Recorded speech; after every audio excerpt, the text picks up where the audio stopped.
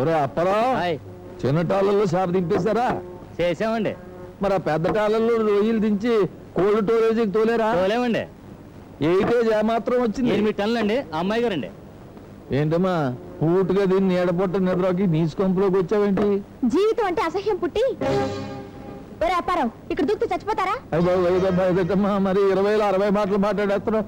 నేను చూస్తుంటే నాకేదో డౌటింగ్ వచ్చేస్తుంది. కొంప తీసి ఎవడన్నా ఏమన్నా కూసాడా? అవును కూశాడు. ఎవడా మట్టి మూగుల్లో మట్టగిరిసగాడు? చిట్టిబాబు. ఓ సాయదవా ఏమన్నాడు? నన్ను పెళ్లి చేసుకోనన్నాడు. అబ్బా ఎంత గొప్ప మాట అన్నాడమ్మా. నా బాధ నీకు సంతోషంగా ఉందా? శనిగాడు వదిలిపోయాడని సంకలు గుద్దుకోకు ఫీల్ అయిపోతావేటమ్మా. నా ఫీలింగ్ నీకు తెలియదు డాడీ.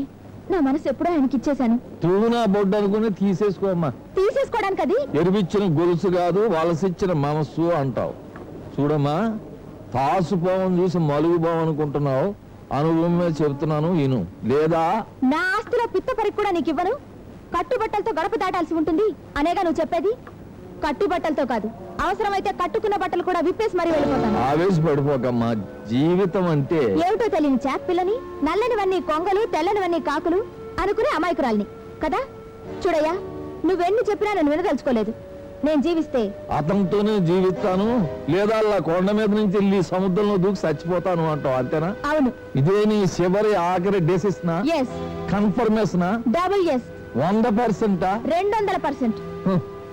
ఎలస ముదిరి పులస అయిందన్నమాట. సరే, నువ్వు అంత డెసిషన్ కన్ఫర్మేషన్ తీసుకున్నా కాదనేది ఏముంది? ఒరే పుల్లారా,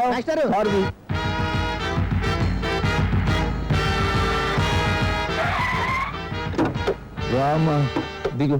ఏమిటి డాడీ ఇక్కడికి తీసుకొచ్చావు? చెబుతాను దిగు. అదిగో అల్లక్కడికి చూడమ్మా, అక్కడ లోతు ఎక్కువగానే ఉంటుంది. అయితే ఏం చేయమంటావు? నువ్వే చెప్పి ఏం చేయమంటావా? నీ మట్టుకు నువ్వు దూకేస్తావా లేకపోతే నన్ను దూచేయమంటావా? నువ్వే కదమ్మా అన్నావు, జీవిత ఆడుతోనే జీవిస్తాను లేకపోతే సత్తాను అని. అంటే నన్ను చచ్చిపోమంటావా? చెబుతాను నువ్వు అడిగింది చెబుతాను, జరిగింది జరిగిందని చెబుతాను, జరగంది జరగదని చెబుతాను, పాలు తెలుపని చెబుతాను, బొగ్గు నలుపని చెబుతాను, ఎండొత్తే పగలని చెబుతాను, చీకటైతే రేత్రిని చెబుతాను. ఇది బాటా చెప్పని చెబుతాను, దీన్ని కొడితే పళ్ళు రాలిపోతాయని చెబుతాను, మెడచ్చుకు దోశానంటే చస్తావని చెబుతాను. అదేంటి బాబు? మరి లేకపోతే ఏంటో ఎదవసోది. ముందు నాకు రాజయోగం ఉందో లేదో అది చెప్పు. జాతకాలు నమ్ముకుని బతికేలాంటి సోంబేర్నాయాలను కట్టుకుని రోజు సచ్చి కంటే ఓసారే కాలంలో దూకి సావడం మంచిది. వాళ్ళు లేకుండా నువ్వు నిజంగా బతకలేనంటే నాకేం అభ్యంతరం లేదు, చచ్చిపో. నేను 3 అంకెలు లెక్కెడతాను. ఈలోగా నువ్వు బతకదలుచుకుంటే డోర్ తీసుకుని కారు ఎక్కువ, సావదలుచుకుంటే కళ్ళు మూసుకుని కాలంలో దూకాయి. లెక్కెట్టేస్తాను. లాభం 1 2 3. ఎందుకంటే రమ్మమ్మ గారు దూకేశారండి బాబు. నేను తమాషాగా అంటే నువ్వు నిజంగానే దూకేశావా? ఇప్పుడే అందిన తాజా వార్త. విశాఖపట్నానికి చెందిన ప్రముఖ నీచు వ్యాపారవేత్త శ్రీ రొయ్యల నాయుడు గారి ఏకైక కుమార్తె కుమారి రంభ కాలంలో దూకి ఆత్మహత్య చేసుకున్నారు.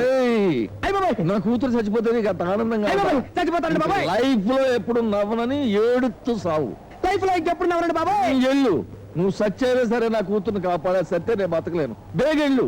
అమ్మాయి గారు, అమ్మాయి గారు, అయ్యి బాబాయ్, అమ్మాయి గారు, అమ్మాయి గారు, అమ్మాయి గారు, అయ్యో అమ్మాయి గారు. ఏమైంది? మన అమ్మాయి గారండి. మన అమ్మాయి గారు?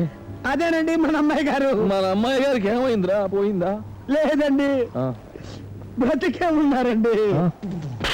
కొడతారంటండి. నా కూతురు బతికితే నువ్వెందుకు ఏడుస్తావు? 5 నిమిషాల క్రితం ఏమన్నారు? నవ్వితే చంపేస్తారన్నారు. 7 పోగులు పెట్టాను, ఇప్పుడు ఏడిస్తే చంపేస్తారంటున్నారు. చేస్తున్నారు మీ అమ్మాయి ఎక్కడ?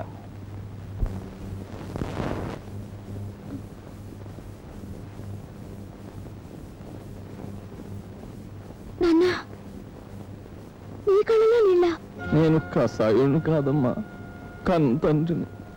ఏమా ఆ కుర్రోని నేను కాదన్నాన్ని ఈ అయ్యను ఒంటరిని చేసి వెళ్ళిపోతారనుకున్నావా? జీవితంలో నేను చాలా కట్టాలు పడి పైకి వచ్చినానమ్మా. కట్టాలన్నీ నాతో పాటు సమానంగా పంచుకుని సుఖాలు మాత్రం నాకు వదిలేసి నిన్న చేతుల్లో ఎట్టి వెళ్ళిపోయింది మీ అమ్మ. అది దేవత. దాన్ని నీళ్ళు చూసుకుంటా నీకు పాలెట్టి గోరు ముద్దలెట్టి గుండెల మీద పెట్టి పెంచుకున్నది ఈ గుండెల మీద తన్నేసి వెళ్ళిపోవడానికమ్మా. పసి మొగ్గ నువ్వు, పండుటాకు నేను. నిన్ను పువ్వుని చేసి నేను నవ్వుతూ రాలిపోవాలి కానీ ఇదేంటమ్మా? అసలు నువ్వు లేకుండా నేను బతకగలను ఎలాగనుకున్నావు తల్లి, ఎలాగనుకున్నావు? నువ్వంటే నాకు ఎంత ఇష్టమో నీకు తెలీదా?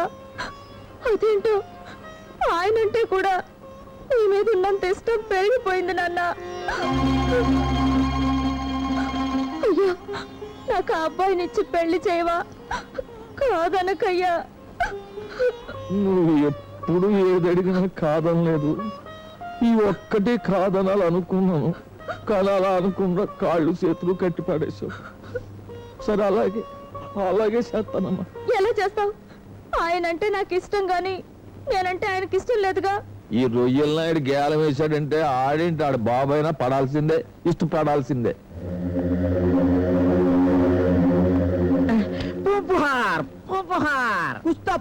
కుస్తాపహార్. మీరు మిస్టర్ అడ్డు పుల్లారావు, ఈయన మీ పనివాడు గెటప్ చెప్తుంది కదా. చూసారా, మీరు నా పనివాడు అనుకుంటున్నారు. ఛ, నిజమా? చచ్చా, అబద్ధం. మిస్టర్ పూపహార్ గారు ఆయన కాదు, నేనే వారి పనివాడిని. ఆయన రొయ్యల నాయుడు గారు, పెద్ద కోటీశ్వరుడు. అలాగా? ఏంటిలా వచ్చారు? చెప్పు.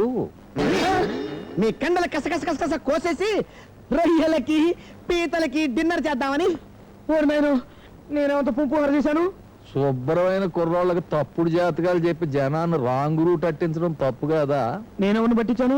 అటుకులు సిట్టిబాబు గారిని, ఆడికి రాజయోగం ఉందని, మంత్రి యోగం ఉందని సొల్లు కబులు చెప్పావు. అది నమ్మి ఆడి పని పాట మానేసి ఊరకొక్కలా ఊరి మీద తిరుగుతాడు. మరి గ్రహచారం బుధుడు శుక్రుడు పూంపుహార్ అవగానే కుర్రాడు గుర్రవెత్తాడు. చక్రం స్పష్టంగా చెప్తోంది. ఛ, నిజమా? అది కత్తండి బాబు, తెగుతుంది. అవును, తెగుతుంది. తరిమిల మీరు మరణిస్తారు. మీ మృతదేహాన్ని శ్మశాన వాటికి తరలించి నిప్పంటిస్తారు.